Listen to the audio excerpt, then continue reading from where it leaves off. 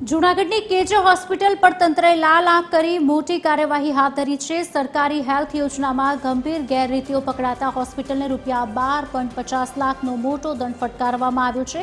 તપાસમાં સામે આવ્યું છે કે હોસ્પિટલમાં અનધિકૃત ડોક્ટર દ્વારા 76 સર્જરી કરાઈ હતી અને નિયમ વિરુદ્ધ મર્યાદાથી વધુ ઓપરેશનો કરવામાં આવ્યા હતા।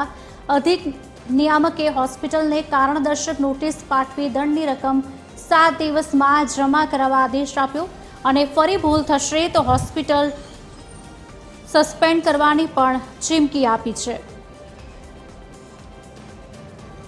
આજ અંગે વિગત આપશે સંવાદદાતા પરેશ ફોનલાઈન પર જોડાયા છે। પરેશ, 12,50,000નો દંડ ફટકારાયો છે, કયા પ્રકારની ગેરરીતિઓ ઝડપાઈ છે, શું વધુ વિગત?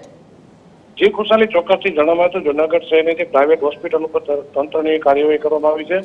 કેજે હોસ્પિટલને તંત્ર દ્વારા જે મોટી પેનલ્ટી ફટકારવામાં આવી છે। સરકારી હેલ્થ યોજના જે આવતી હોય તેમાં ગંભીર ગેરરીતિઓ પકડાય છે। અનધિકૃત ડોક્ટર દ્વારા જે હોસ્પિટલની અંદર 76 જેટલી સર્જરી પણ કરવામાં આવી છે, જે નિયમ વિરુદ્ધ અને મર્યાદાથી વધુ ઓપરેશનો પણ કરવામાં આવ્યા છે।